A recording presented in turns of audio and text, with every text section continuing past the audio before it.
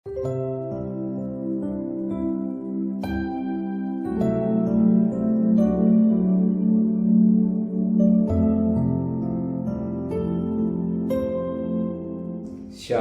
pagi, sama-sama tundukkan kepala, pejamkan mata sejenak. Bapa yang bersama dalam kerajaan surga, yang boleh kami kenal dalam nama Tuhan Yesus Kristus, pagi yang cerah kami adakan mesbah keluarga, mesbah pribadi. Kami boleh naikkan pujian penyembahan kepada Bapa di surga, dan Roh Kudus mengurapi hamba-Mu dan menyampaikan firman-Mu, sekalipun firman-Mu singkat tapi jadi berkat buat kami. Urapi hamba-Mu, urapi kami, kuasai hati dan pikiran kami, disucikan pikiran dan hati kami, sehingga firman-Mu boleh mengorasi, membimbing hidup kami, dan kami tidak lupa naikkan doa sama. Haleluya.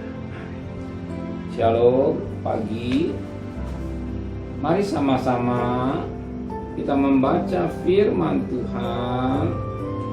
Yohanes pasal yang ke-9. Yohanes pasal yang ke-9 ayat pertama sampai ayat 41. Saya bagi dua bagian. Ayat pertama sampai ayat 20. Besok ayat 21 sampai ayat 41. Yohanes pasal 9 ayat pertama sampai 20, 21 sampai 41 besok. Orang yang buta sejak lahirnya. Waktu Yesus sedang lewat, ia melihat seorang yang buta sejak lahirnya. Murid-muridnya bertanya kepada Yesus, "Rabi, siapakah yang berbuat dosa, orang ini sendiri atau orang tuanya sehingga dilahirkan buta?" Jawab Yesus, "Bukan dia dan bukan juga orang tuanya, tapi karena pekerjaan-pekerjaan Allah harus dinyatakan di dalam dia. Kita harus mengerjakan pekerjaan Dia yang mengutus aku. Selama masih siang akan datang malam, di mana tidak ada seorang pun yang dapat bekerja. Selama aku di dalam dunia, akulah terang dunia." Setelah ia mengatakan semua itu, ia mudah ke tanah dan mengaduk ludahnya itu dalam tanah, lalu mengolesnya pada mata orang buta tadi, dan berkata banyak, "Pergilah, basuhlah dirimu dalam kolam Siloam." Siloam artinya yang diutus. Maka pergilah orang itu yang membasuh dirinya, lalu kembali dengan matanya sudah melek. Tapi tetangga-tangganya dan mereka yang dahulu mengenalnya sebagai pengemis berkata, "Bukankah dia ini yang selalu mengemis?" Ada yang berkata, "Benar, dialah itu." Ada pula yang berkata, "Bukan, tetapi ia serupa dengan dia." Orang itu sendiri berkata, "Benar, akulah itu." Kata mereka padanya, "Bagaimana matamu menjadi melek?" Jawabnya, "Orang yang disebut Yesus itu mengangkat tanah, mengoleskan pada mataku dan berkata, 'Pergilah ke Siloam dan basuhlah dirimu.' Lalu aku pergi, dan setelah aku membasuh diriku, aku dapat melihat." Lalu mereka berkata, "Di manakah dia?" Jawabnya, "Aku tidak tahu." Lalu mereka membawa orang yang tadinya buta itu kepada orang-orang Farisi. Adapun hari waktu Yesus mengaduk tanah dan melekkan mata orang itu adalah hari Sabat. Karena orang-orang Farisi pun bertanya kepadanya, "Bagaimana matanya menjadi melek?" Jawabnya, "Ia memelekkan adukan tanah pada mataku. Lalu aku membasuh diriku dan sekarang aku dapat melihat." Maka kata sebagian orang-orang Farisi, "Orang itu tidak datang dari Allah, sebab dia tidak punya hari Sabat." Sebagian mula berkata, "Bagaimana seorang berdosa dapat membuat mukjizat yang demikian?" Maka timbullah pertentangan di antara mereka. Lalu kata mereka pula kepada orang buta itu, "Dan engkau, apakah katamu tentang dia, karena ia telah memelekkan matamu?" Jawabnya, "Ia adalah seorang nabi." Tapi orang-orang Yahudi tidak percaya bahwa tadinya ia buta dan baru dapat melihat lagi, sampai mereka memanggil orang tua. Ayat 19, dan bertanya kepada mereka, "Inikah anakku yang kamu katakan buta, ia lahir buta? Kalau begitu, bagaimana ia sekarang dapat melihat?" Jawab orang tua itu, "Yang kami tahu ialah bahwa dia ini anak kami, dan bahwa ia lahir buta." Puji Tuhan, suatu mutiara yang indah. Pagi ini kita diingatkan akan firman Tuhan. Banyak kali manusia sifatnya menghakimi. Banyak kali manusia hanya menghakimi.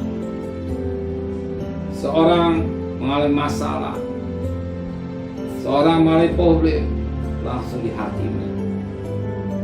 Langsung dihakimi. Demikian juga hari ini kita lihat bagaimana orang yang menghakimi orang yang buta.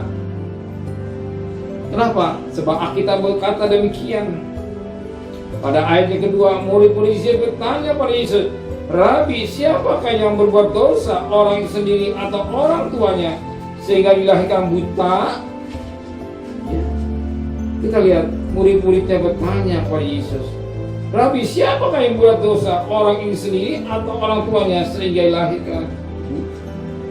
Inilah sifat manusia, saling menghakimi. Dia pikir yang buat dosa ada orang tua atau orang sendiri. Tetapi jawab Yesus beda dengan pertanyaan saudara atau jawaban banyak manusia yang sering menjawab, oh karena orang itu, oh karena orang tuanya. Tapi Yesus hari ini firman Allah berkata pada ayat yang ketiga, jawab Yesus, bukan dia dan bukan juga orang tuanya, tetapi karena pekerjaan-pekerjaan Allah harus dinyatakan di dalam dia. Yang sangat menarik, pekerjaan-pekerjaan Allah harus dinyatakan di dalam orang buta. Jadi sesuatu yang terjadi bukan salah orang tuanya, bukan salah orang itu, tetapi pekerjaan Allah harus dinyatakan pada diri. Tuhan punya rencana yang indah dalam hidup seseorang. Tuhan punya rencana yang indah dalam kehidupan manusia. Semua ini tidak lain apa? Supaya pekerjaan Allah dinyatakan dalam diri. Pada intinya Tuhan ini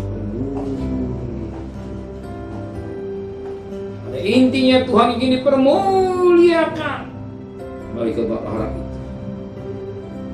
Maka pagi ini kita jangan menghakimi seorang. Oh, orang itu malas, nggak mau kerja, maka nggak punya uang. Kita nggak tahu. Kita pikir malas ternyata memang di PHK. Dia sudah cari kerja sini, cari kerja sana, tapi nggak dapat. Kita katakan malas.